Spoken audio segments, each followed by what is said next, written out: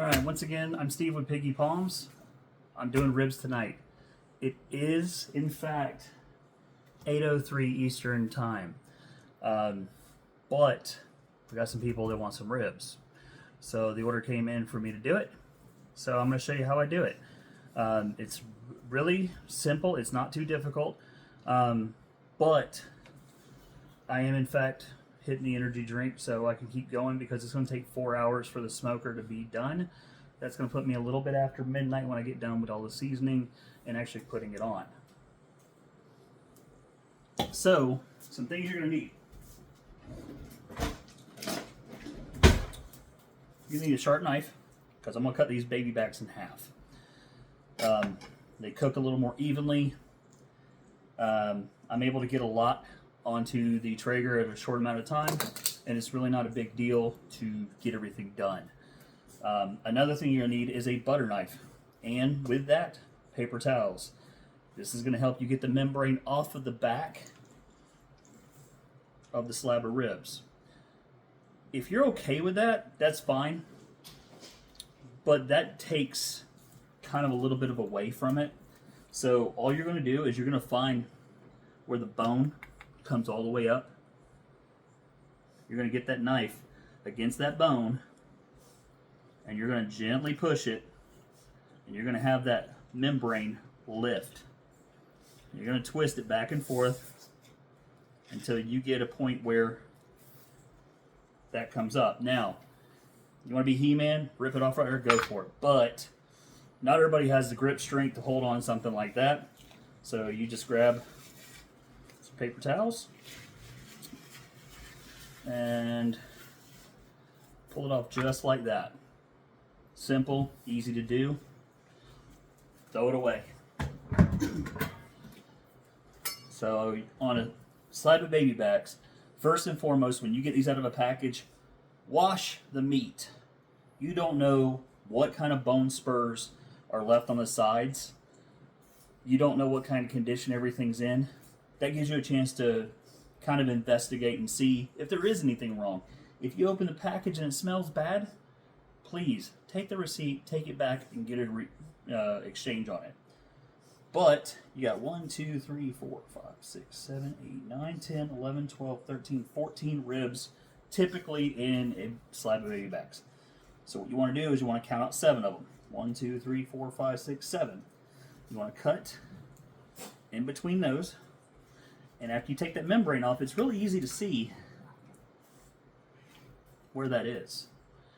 You should be left with a very meaty section. It should not be bone on either side, but you're going to see the difference. This is going to be way more manageable to put on the grill. Also, it makes it a lot easier to season and a lot easier to keep on the tray. Whenever you're doing all the seasoning and taking stuff back and forth, it makes everything so much easier in a shorter amount of time. So we'll go ahead and pop these off. A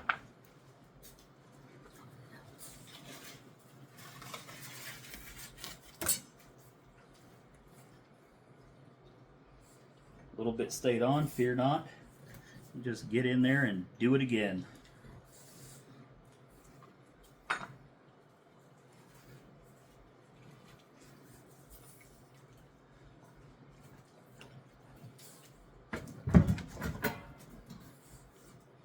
One, two, three, 4, 5, 6, 7.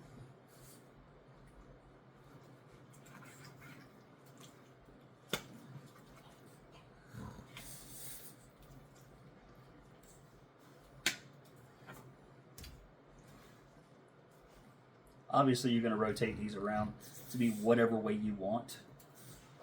I typically go left to right because I'm right-handed. Sometimes it doesn't want to unseat from the edge, so stick your thumb in there and just pop it loose. It's not going to be that difficult.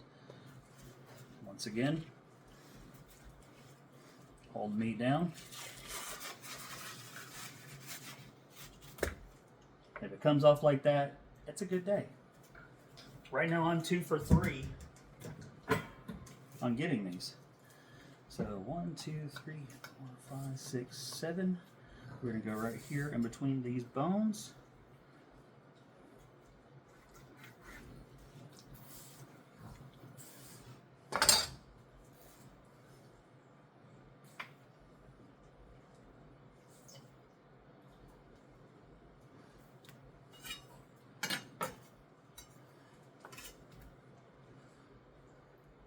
Also, I usually typically do the second bone in, then that way if it does tear, it's not a big deal.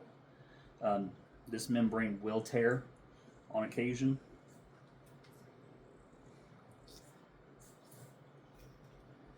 And just like I said it would do, it did it on this one.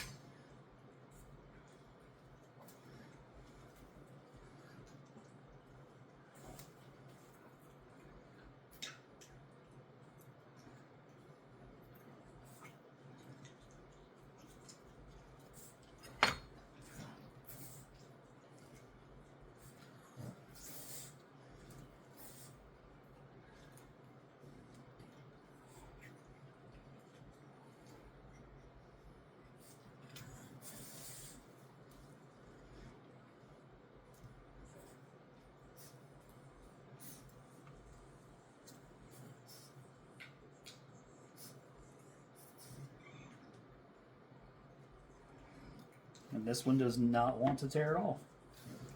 So let's try from this end. See if I can have better luck.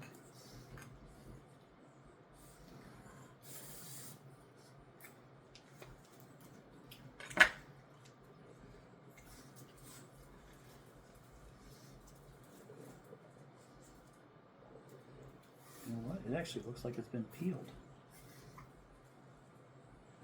Did I get lucky? Yeah, it's already been peeled. Well, all we have to do is cut it. 2, 3, 4, 5, 6, 7.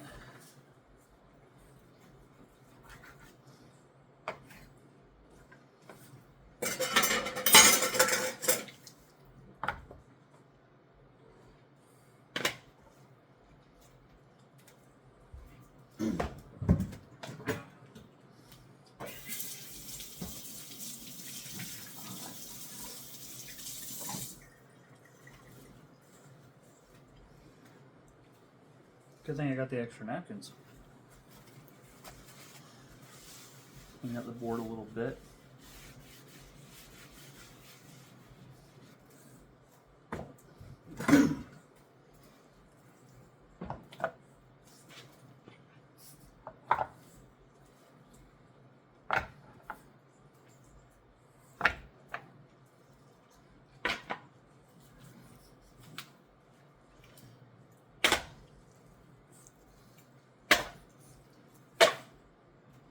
Now, as you can see, it all fits on the cutting board.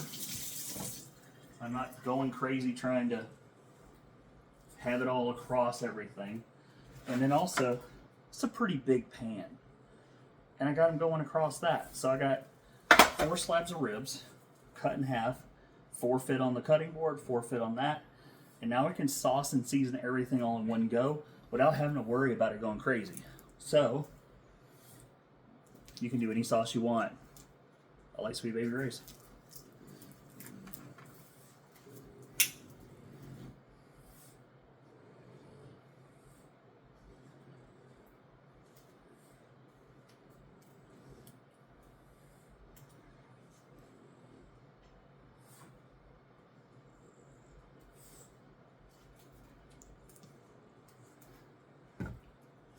And this is the fun part.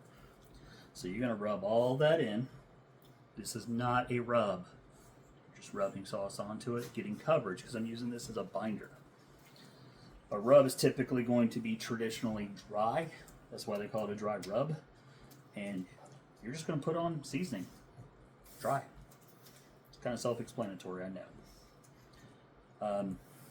But you want to try and get as even as a coat as you can and keep it from actually touching the other ribs, because when you go to season it, you want the season to cover everything on it.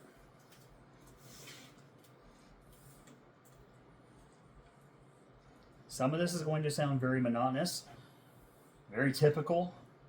Some of it's going to sound common sense, no-brainer. However, if you've never done it before, you don't know. And a lot of the stuff that I'm doing, a lot of people don't know. Also, you can do this when you're grilling ribs. This does not have to go onto a smoker. This is just something that I always do.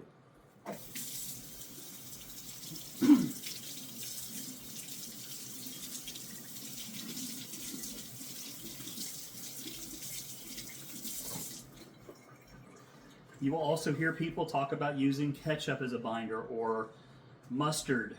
There are different styles for every region of the country. I'm sure there's even parts of the country where, who knows, you can do anything. Barbecue is very, very open for whatever you want to do with it. So, what I like to do is I'm going to start off by putting some fine garlic powder on it. Seems like that got a little messed up, so we're going to change that out.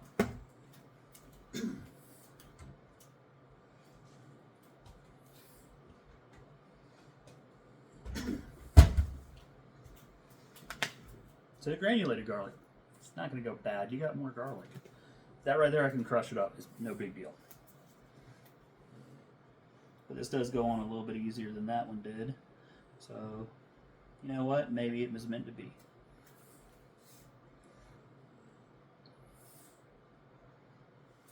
But also you can see it's really a thin layer. It's just for sticking. You're not trying to coat the entire world with barbecue sauce. I'm not saying that's a bad thing. Just saying that you're not trying to over season it as I'm doing a second layer of garlic. This is kind of a everything seasoning. You got a lot of different seasonings out there on the market. They're kind of an all-in-one. Each one of them has their brand. My wife got me on this one. This one's actually, I thought it said on here, it's actually out of Lexington, Texas. And they've got a bunch of really good seasoning.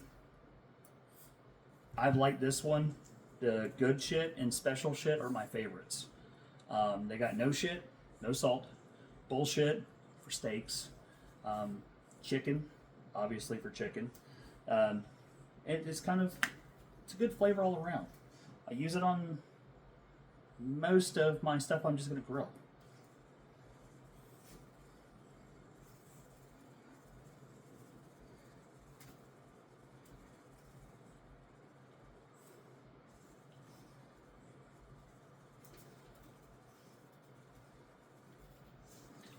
I do put that on kind of thick because this is going to sweat. Right now I've got the Traeger going up temp. I will splice in part of the video where I'm actually going to do a screen recording of the app for my Traeger, and then that way you can kind of see some of the stuff on there and how easy it is. So if it's something that you've been on the fence about, maybe you can look at it and be like, you know what, I do want that. I do want to spend that much money on it.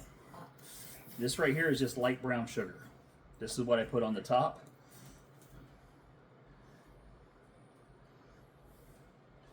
It is going to be a mess. It is going to go everywhere. That's fine.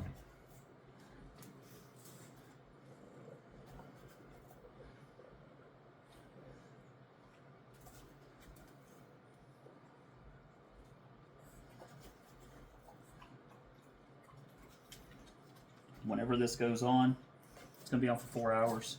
This will tend to catch some of the sweat. It will caramelize a little bit, but the best part, because you don't want to run it everywhere, you want it to stay on there. You just did all that work. Why would you want it to fall off?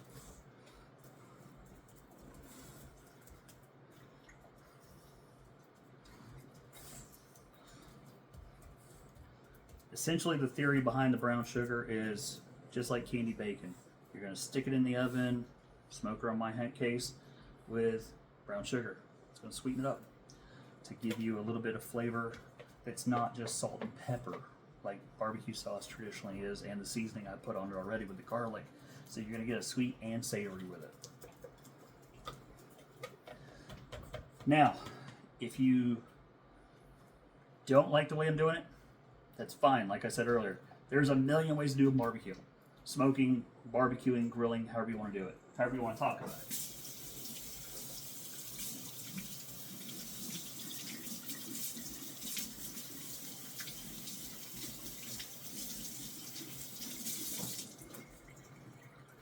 It is now 8:18, so 15 minutes since I started. I've already got everything seasoned. With that being said, if you like the way that this goes and you say, hey, I want to try that, please like and subscribe to the channel. I'm on TikTok, YouTube, Facebook, Instagram. Everything is going to be at Piggy Palms or at piggy.palms on TikTok. That way you can follow me and see maybe you like the way this goes. If this is a way you don't like because you've done it before, please, in the comments, tell me what you did, what you like. Because who knows? If I like it too, I'll try it. I will definitely do it on here. And I will give you credit for being the one that told me. If you go through the comments and you see another way that somebody else did it, and you like the way that they do it, or you would like to try the way they do it, like their comment. My channel's not about bashing. It is strictly just being educational, trying to teach people how to cook. And you know what? It's going to be a lot cheaper to do it yourself than it is to go to a restaurant, just like any other cooking. And if I can help one person learn how to cook, that's going to help me out. That's going to make me feel better about what I'm doing here. So please, any comments, good, bad, ugly, preferably good, even the negative, put a positive spin on it. Make it where it's something I want to try it. Give me some details. If I go and comment on yours, please, we will open up a dialogue. Because I want to learn something you're doing. Because if I can spread the word, that's all I want to do. So I'm going to stop the video for now. I want to put it on this Traeger so I can get it actually cooking, because I'm not going to bed till after midnight apparently. And I got to work in the morning, so that's going to be a win. But that'll also give me a chance to clean up.